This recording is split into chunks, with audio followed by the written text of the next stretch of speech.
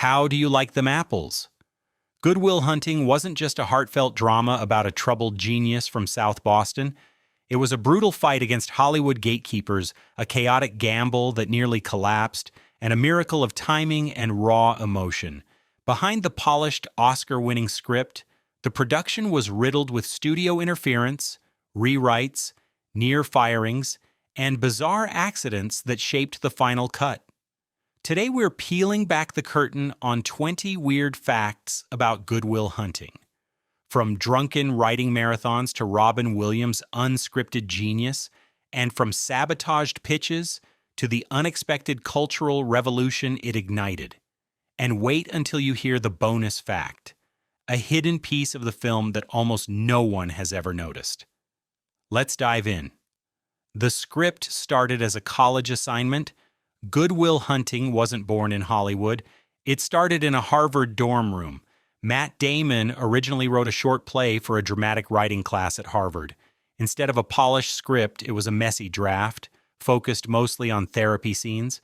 Damon expanded it with Ben Affleck after moving back to Boston. What began as homework turned into a massive 120-page screenplay. They weren't just dreaming, they were hustling. Affleck later recalled how they hammered out scenes late at night, fueled by beer and cigarettes. The script bounced between being a thriller, a romance, and even a government conspiracy story before settling into the character-driven drama we know today. The surprising truth? A film that feels so natural and inevitable began as a college experiment that professors barely noticed. From classroom scribbles to Hollywood history, it was a leap no one expected. Harvey Weinstein demanded the script be rescued. Hollywood didn't know what to do with Damon and Affleck's script. Castle Rock Entertainment bought it but sat on it, endlessly requesting rewrites that watered down the story. At one point, Castle Rock planned to give it to other writers entirely, essentially firing Damon and Affleck from their own creation. The project seemed doomed until Harvey Weinstein read it. Despite his later infamy, at that time Weinstein was seen as the savior of indie cinema. He immediately pulled the rights from Castle Rock and told Damon and Affleck, "You're making this movie and you're starring in it." This intervention preserved the film's authenticity, though it also tied its fate to Miramax. Without that decision, the story of Will Hunting might have been diluted into a generic drama, never capturing the raw Boston grit that made it iconic.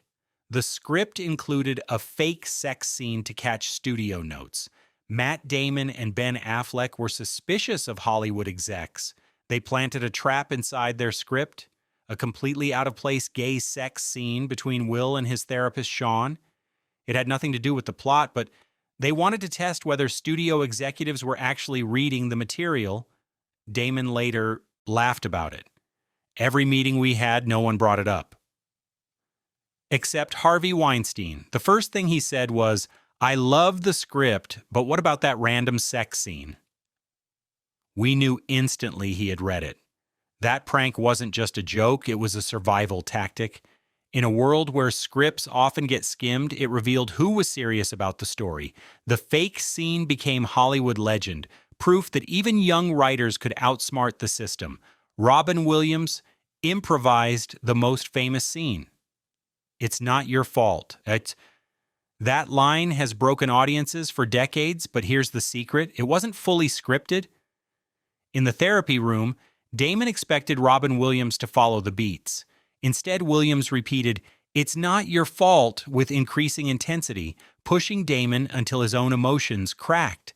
The tears weren't acting, they were real.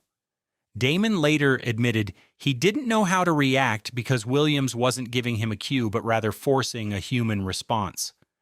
Director Gus Van Sant kept the cameras rolling, capturing lightning in a bottle. The improvisation transformed the film from smart indie drama to emotionally devastating classic. It wasn't just Williams' comic genius, it was his raw humanity, a willingness to abandon the script and go for truth. That scene is now etched in film history as one of the greatest unscripted moments ever filmed. The farting wife story was completely made up on the spot. One of Good Will Hunting's most beloved moments is when Sean, Robin Williams, tells Will about his late wife's quirks, how she used to fart in her sleep. The crew bursts out laughing, and if you watch closely, you'll notice Damon actually doubles over, trying to hide his face. That's because none of it was scripted. Williams improvised the entire story, weaving it into a tender memory. The laughter wasn't acting, it was real, the kind of corpsing that directors usually cut. But Gus Van Sant knew he had stumbled into gold. He kept the take, and it instantly humanized Sean, showing grief and humor could coexist. It wasn't a polished Hollywood moment, it was messy, real, and unforgettable. What audiences didn't know was that the laughter you hear in that scene is the sound of the crew breaking character in awe of Robin Williams. Mel Gibson almost directed the movie. Good Will Hunting wasn't always meant to be directed by Gus Van Sant. At one point, Mel Gibson, then fresh off Braveheart, was attached. Damon and Affleck were excited at first, imagining a sweeping epic. But Gibson had a very different vision. He wanted to strip away much of the dialogue and lean into grand cinematic visuals. Damon and Affleck fought hard to keep their words intact. They weren't looking for a battle epic, they wanted Boston grit and therapy sessions. Ultimately, Gibson passed, admitting he didn't fully get the script. That rejection turned out to be a blessing. By landing with Van Sant, the movie stayed grounded, intimate, and character-driven. What audiences didn't realize was how close the film came to being reshaped into a heavy-handed period drama, robbed of the raw conversational soul that made it timeless. The role of Sean almost went to other stars. Robin Williams' presence defines Good Will Hunting, but he wasn't the first choice. At one point, both Robert De Niro and Morgan Freeman were floated for the role of Sean. Each would have brought a completely different energy. De Niro might have leaned into a harder, streetwise toughness, while Freeman would have played it with calm gravitas. But Miramax fought for Williams, recognizing his ability to fuse warmth and pain in equal measure. It wasn't just casting luck, it was destiny. Williams gave the role a texture no one else could. His mix of humor, sadness, and quiet rage grounded the film. The truth? Without Williams, the therapy scenes might have fallen flat, and the film could have been remembered as a clever indie, not an emotional masterpiece. Matt Damon nearly lost his role to Leonardo DiCaprio. When Miramax greenlit the project, they flirted with replacing Damon as Will. The studio thought Leonardo DiCaprio, then hot off Titanic, would guarantee box office success. Damon was terrified. He had poured years into this script, but Hollywood's obsession with bankable stars threatened to erase him. In the end, Robin Williams reportedly threw his weight behind Damon, saying the film needed authenticity, not just star power. The irony? DiCaprio would later win acclaim for The Basketball Diaries, another troubled youth story, but it was Damon's lived experience of Boston that made Good Will Hunting resonate. If Studio Suits had won, the movie would have felt like an outsider's interpretation instead of a homegrown story. Damon fought for his place, and in doing so, launched a career that Titanic-level fame alone might never have secured. Ben Affleck directed scenes when Van Sant was distracted. Ben Affleck wasn't just co-writer and actor, he sometimes took charge on set. Gus Van Sant, known for his laid-back directing style, occasionally stepped back to observe. In those moments, Affleck guided performances, especially in scenes with neighborhood friends. He had grown up with the rhythms of Boston slang, the nuances of local humor, and he insisted on authenticity. Casey Affleck even joked that Ben was the unofficial assistant director. It wasn't ego, it was survival. Damon and Affleck had fought too hard for their script to let Hollywood sand down the rough edges. Those little interventions, fixing a line reading, adjusting the timing of a joke, kept the film raw. What audiences didn't know is that the movie we cherish today carries Ben Affleck's fingerprints, not just in dialogue, but in its very rhythm and tone. The South Boston locals hated the production. Filming in South Boston was supposed to add authenticity, but locals weren't thrilled. Crews blocked streets, cameras invaded dive bars, and actors took over basketball courts. The neighborhood, protective of its turf, sometimes jeered the cast. Damon and Affleck, being locals themselves, acted as peacemakers. They reminded residents, "This is our story too." Still, tensions flared with stories of equipment being messed with overnight. That gritty backdrop, however, gave the film its realism. You can almost feel the hostility and pride of Southie in every frame. What audiences didn't know was how much of the city pushed back against Hollywood invading their backyard, and yet that resistance made the movie more authentic. And speaking of resistance, go ahead and like and subscribe, because just like Damon and Affleck fighting the system, we're fighting to bring you the untold truth behind cinema's most beloved classics. Stellan Skarsgård was cast by accident. The role of Professor Lambeau almost went to someone else entirely. Stellan Skarsgård wasn't a household name in America in 1997. He had done international films, but Hollywood barely knew him. Gus Van Sant reportedly stumbled upon Skarsgård in a European film and insisted he was perfect.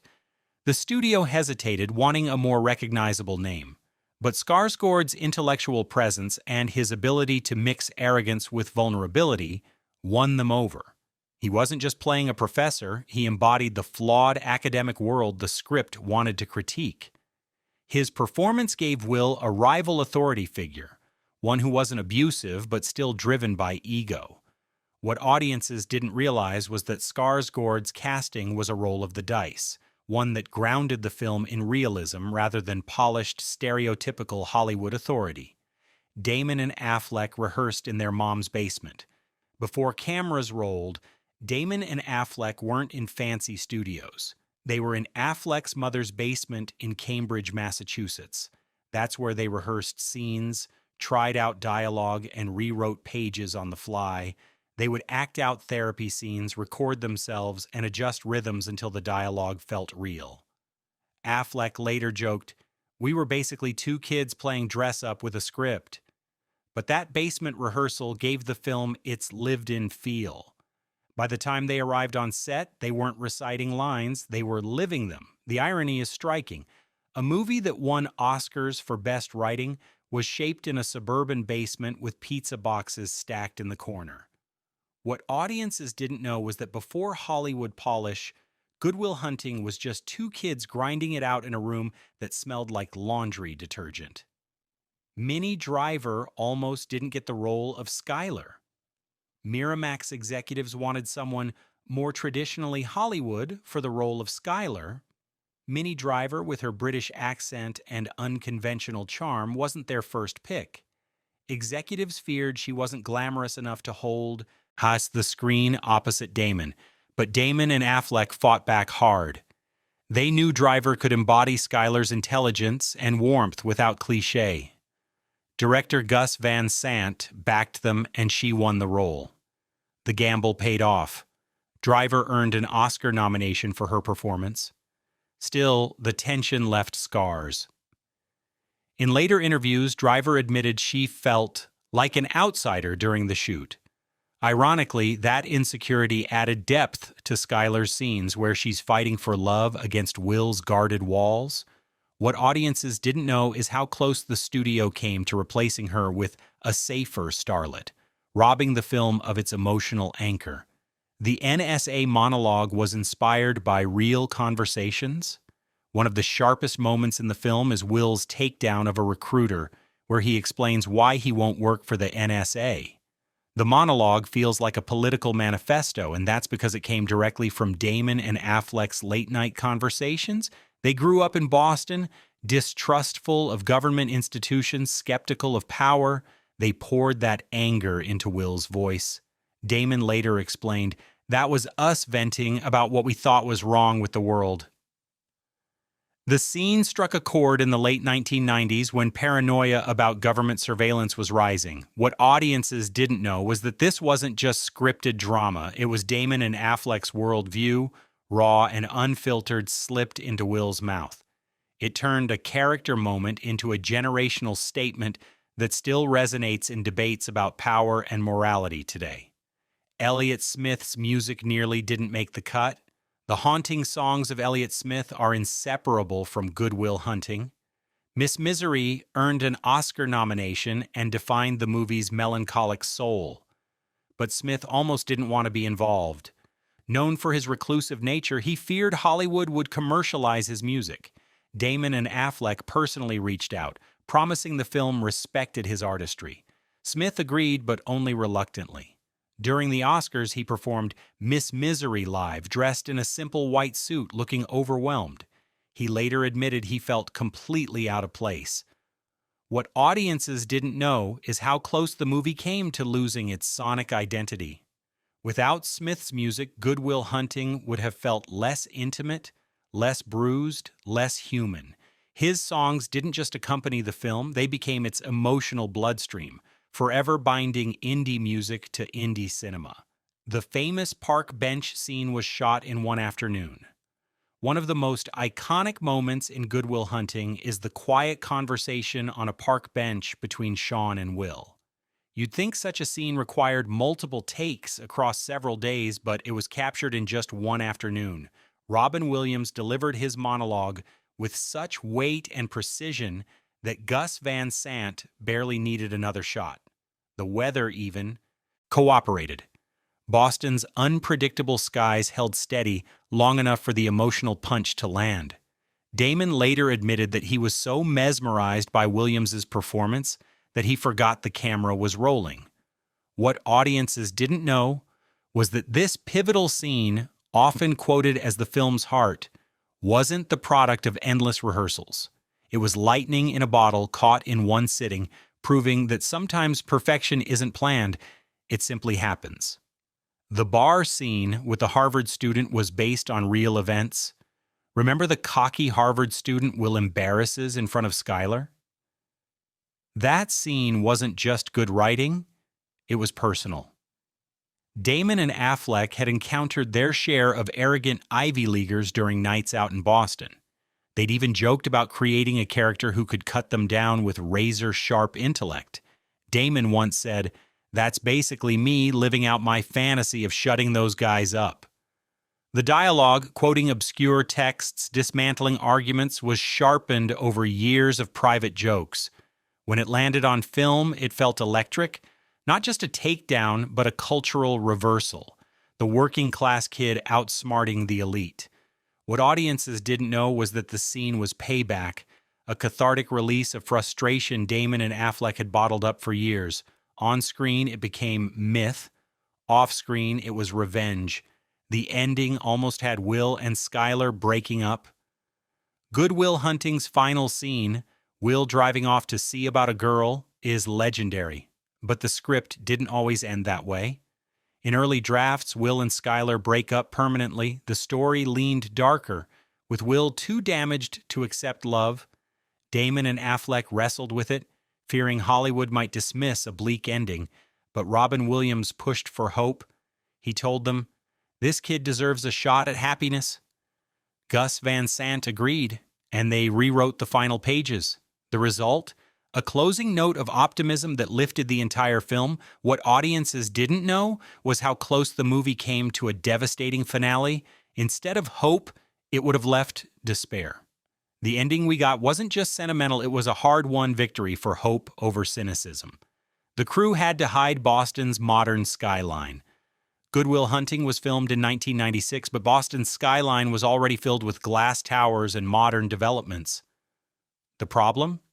The film needed a timeless, working-class feel. The crew often had to carefully frame shots to avoid skyscrapers, billboards, or construction cranes. In some cases, they even used parked trucks to block backgrounds. One famous shot outside Will's neighborhood required hours of repositioning to hide signs of gentrification. It wasn't just logistics, it was storytelling. The Boston of Good Will Hunting isn't tourist-friendly. It's raw, gritty, and still hanging onto its working-class roots. What audiences didn't know was that the film's authentic look was an illusion, crafted by cinematographers fighting against a rapidly changing city. The Boston on screen was as much a character as Will himself, but it was a disappearing one. The Oscars night turned into a surreal dream. When Damon and Affleck won the Academy Award for Best Original Screenplay, they bounded onto the stage like kids who had snuck into a party, but behind the joy was shock. No one thought two unknowns in their 20s would beat seasoned veterans. Damon later admitted, "I barely remember it. I was in a daze." Robin Williams, who won Best Supporting Actor that night, reportedly grabbed Damon and said, "Your lives just changed forever." What audiences didn't know was that the win wasn't just about a movie, it was a cultural reset.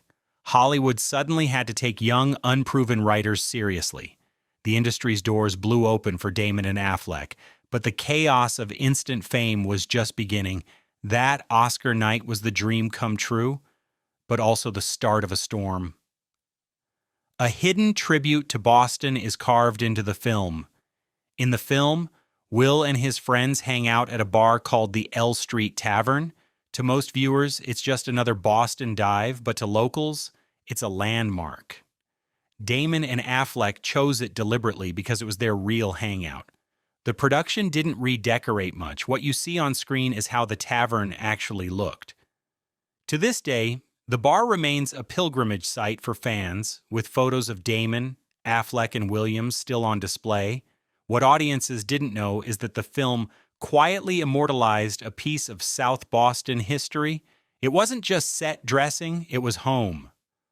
Good Will Hunting preserved not only a story, but also a place, forever locking the authenticity of Southie into cinematic memory. Good Will Hunting wasn't just a movie about a janitor who turned out to be a genius. It was a battle cry from two young dreamers who refused to let Hollywood erase their voice. Through chaos, improvisation, and sheer stubbornness, Damon and Affleck carved their truth onto the screen. And that truth still echoes today. If you loved uncovering these hidden stories, hit that like button, subscribe, and join us for more secrets Hollywood never wanted you to know. Because as Will might say, you're not perfect. But this story, it's pretty damn close.